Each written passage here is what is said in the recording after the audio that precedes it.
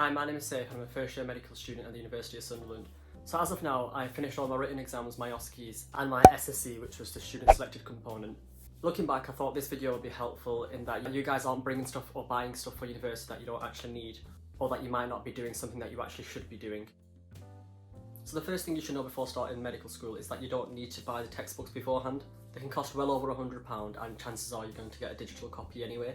Some universities may also provide you with a free hard copy of the books as well. So my university provided me with Gray's Anatomy for Students, Illustrated Reviews in Physiology, Kumar and Clark's Clinical Medicine, and a clinical examination book. Being honest, I've not actually taken half those books out of their coverings because they weren't actually that needed. The course content and also online resources are pretty much enough.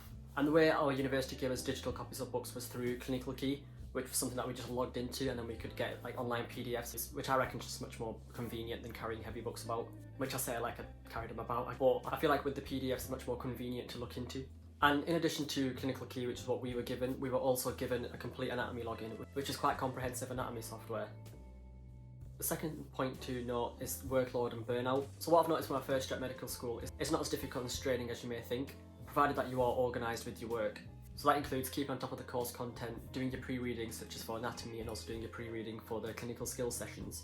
And that way when it comes to revising for exams it'd be much less stressful because, like, admittedly, like myself, I went into the exams having to learn everything beforehand because I didn't really go through the effort of making comprehensive lecture notes, and I started to give up on pre-reading after my January exam, which I hope doesn't reflect in my summer exam results, but we'll find out that on Monday. So related to the point of burnout, I think it's important to sort of join societies or go to the gym. That way you're sort of maintaining more of a work-life balance and just being more social as well. That way your sort of university experience isn't just being carried by the fact that you're doing medicine. Another thing that I've noticed is that you might not necessarily work in the same way as that your peers might do. Some of my friends made really good and comprehensive lecture notes, while others just put stuff straight into Anki. Whereas I focused on the lecture itself just to see if I could actually comprehend what was being taught. Which in hindsight, I think I could have been more productive with my lecture work. I'd also recommend working with friends.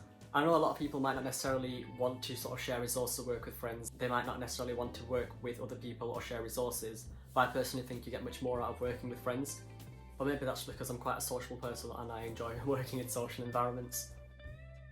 One thing that I didn't know until I started the degree was that you don't have a traditional degree scoring system where you go from a first down to a third. You actually get assigned deciles, and I believe those deciles can influence your foundation training places as a doctor. But I guess it's important to realise that even the lowest passing doctor is still going to be a doctor. Another point along the lines of things that you might get for university that you might not necessarily need as much in earlier years is a stethoscope. So during my first year, I don't think I even used it at all, to be quite honest.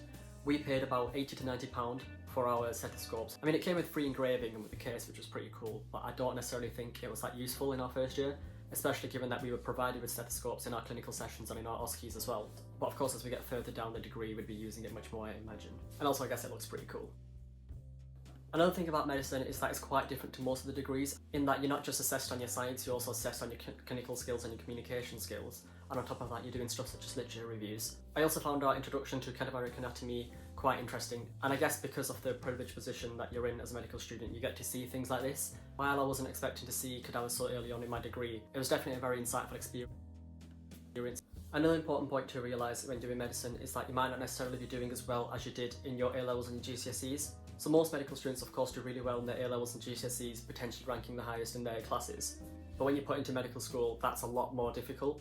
So I guess it's quite easy to sort of put pressure on yourself to work harder to that same standard. It's not really worth investing that much time into work when you could be doing things for yourself instead. So I hope this video has been helpful, and if I've missed anything out, just pop it in the comments and we can discuss it there. Thanks for watching this video and I hope it was helpful.